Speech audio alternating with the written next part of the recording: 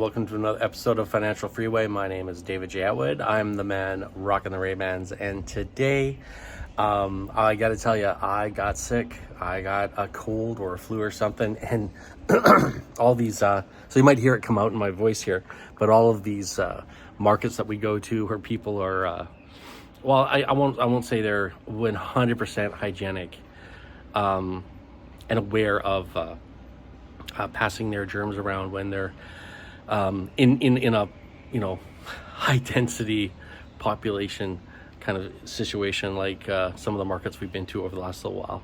So I ended up picking up a cold, and after Gabby got her dengue fever when we were in Bali. I was really concerned about what was going to be happening. I started getting fever. I think, oh my God, did I pick it up too? Because dengue fever is you get it from mosquito bites, and I got tons of mosquito bites, and I got a fever. But I'm also around a lot of people that are these open air markets, and these like right now I'm looking at a night market down over here. It's closed now, but my God, the food is being cooked on hibachis right there in the thick of it all. So I spent the last day in bed, not good at all. But I'm feeling much better today. So today we're going to just we're going to stay here in this area, and then tomorrow we're going to do these what are they called? Oh my God, my brain's not working right now because I'm still a little cloggy, a little fogged up from what was going on yesterday. But these carts, and they go from this island here to another island on these cable cars, and they on these. So it's this 45-minute trek over the ocean to another island, and so we're gonna be doing that today. I'm really looking forward to that. No, sorry, not today. Tomorrow. Today we're just taking it easy. Let me hydrate, get myself back up, because the thing is, I find funny is staying in bed for a day. It's actually you start to realize that you need to rest and hydrate from what's ailing you, but sometimes the cure actually is harmful as well. And just lying in bed for a day, my back is on fire this morning. I was quite shocked. I woke up, I was like, ooh, I could barely move, and a little bit stiff, not a little bit, a lot stiff. And anyways, enough about that. The whole point is that it was down for the day.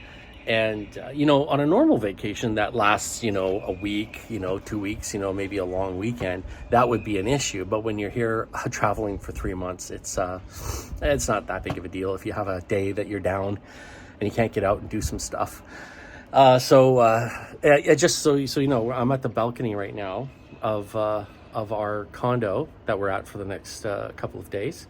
And this is my view that I get to wake up to every morning. And the great thing, the hilarious thing, is all of my friends and family back home are posting pictures of all the snow they're getting. Yeah, I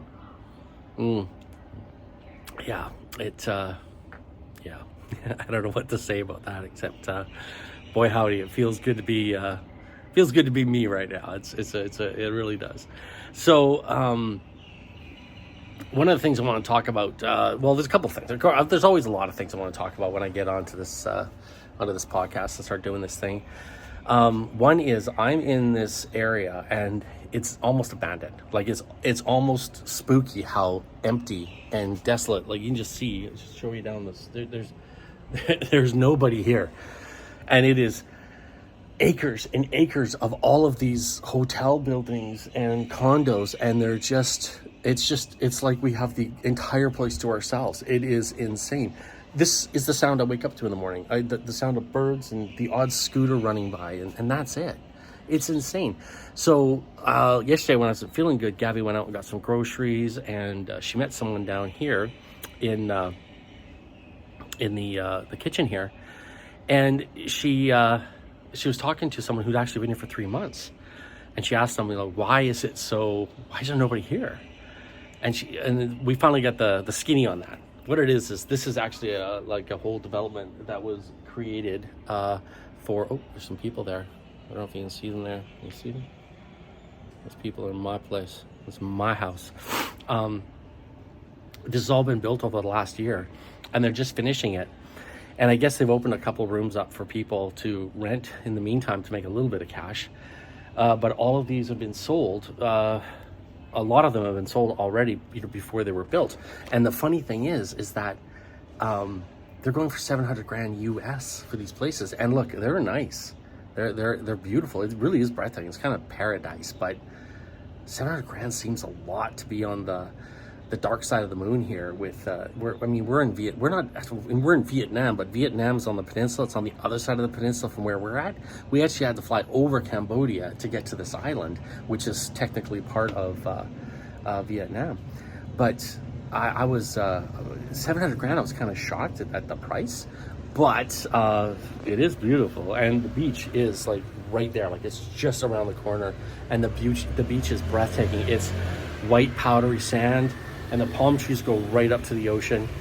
The water's warm, it's clear, it's turquoise. It's amazing. It really is breathtaking.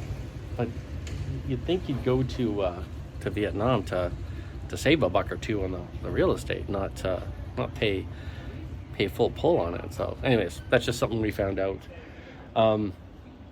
Okay, so today I want to talk about the plan. Now, a lot of times I talk about philosophy and some strategies, but I want to talk about the plan. The plan, in order to get to where you want to go in life, to really make great success, huge success, is you want to, number one, work. You can't avoid working. You've got to work. So you got to get out there and actually do something. You got to produce. You got to be out there. And the thing to do is to start working when you're young, and start working. It doesn't matter where you are in the scale of things. Start working, start producing. If you are relying on someone else to help you out and give you money and give you cash and give you and support you, you're never going to be able to break through that gravitational pull of poverty and get to the next level. If you have to rely on someone for whatever reason, for cash, for resources, for a place to live, you're never going to be able to get to that next level. So you got to make sure you get out there and you start producing. Get out there and produce. Be a producer. So you work. That's the first thing you do. Then the next thing you do after that is you got to save. You got to start saving. And a lot of people say save 10%. I say no. I say save 100%. Save as much as you can. Save. If you have credit card debt right now, or you're dealing with bankruptcy, whatever you're working with, throw all your money at your financial problems, all of it, as much as you possibly can. And when people complain about, rent and stuff, if the rent's too high, get a roommate. It's that simple. It's so simple. And people are just like, well, I don't want a roommate. I want my own privacy. It's like, no. Canada is one of the few countries in the world where that's actually a thing, where people actually think privacy and having your own little place is a right. No, and the rest of the world, that's not the case at all. A lot of people sleep at the office. They sleep at the restaurant they work at. So it's quite funny when I hear people say that they can't take on a roommate. Take on a roommate. Cut your rent in half. Boom, that's a huge one right there. Take that extra money, throw it at your problems. And then once you get all that debt and that bankruptcy or whatever it is, that dragon that's on that monkey that's on your back, you want to get rid of that as quick as possible. Once you're there, then you start saving. Save until you have your I used to say 6 months, have 6 months backup in case something bad goes wrong, 6 months salary backup. But I decided, you know what, just make it $1,000, because $1,000 in my mind is a mental block. $1,000 is you're going to be able to make the money. It's going to be realistic. It will take you forever to get there. And once you do, and you have that $1,000 set aside, that'll unleash a mental block that you can be able to do this. And then once you get that $1,000 saved, start saving. Open up a Wealthsimple, Robinhood, Questrade account, and start investing. And right now, my portfolio, I'm not bragging. I'm bragging a little bit. I've been doing a lot of research and educating myself on investing, and my portfolio is now outperforming the index funds. So I can give you an idea of what I've been doing and how it's been working for me, and I strongly recommend. I met my goal on this trip, and I looked at it again today, and the money that keeps coming in it's going up exponentially, and that's how it really works. And once you get all the investment done, then you want to start building. You want to start creating a business. Start doing something that's really, that makes a difference in the world. you're going to fail. You're going to go bankrupt. You're going to, your business is going to go out. You're going to be beat out by competition. All these bad things are going to happen. It doesn't matter. It shouldn't stop you, because the people that actually rise to the top, they experience all the same things that everyone else does, all the same failures, all the same mistakes, all the same oopsies, but they still do it. And that's the difference between people who can't break that gravitational pull and the people that actually do, is they're willing to take on that risk, take on that failure. And that's when you get to that next level of like super duper like wealth and that abundance. And that's really where you want to go to.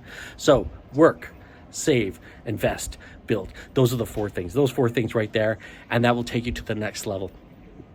It's like what is it here? It's 9:15 right now in Pau Quoc, and my phone is already starting to overheat, so I got to shut her down. But I want to say thank you so much for watching. If you liked what I was talking about, hit the thumbs up as always. Make sure you subscribe if you're watching me on YouTube. If you're not watching me on the website, financialfreeway23.ca, get on that website right away. It's a lot of great stuff there. In fact, that's where I'm going to have my portfolio breakdown, and you guys can follow it, and you can see what the returns have been for me over the last year, how good it's been for me, and also it gives you an idea, and you can start educating yourself about investing as well. And finally, the best of all, the most important thing of all, is to spread the good word. Tell everyone else about what we're talking about here, because I want everyone in the world to have the knowledge and education and the awareness that they have the ability and the inalienable right to live a life of abundance. Thank you so much, no matter where you are in the world today. I hope you have a wonderful day.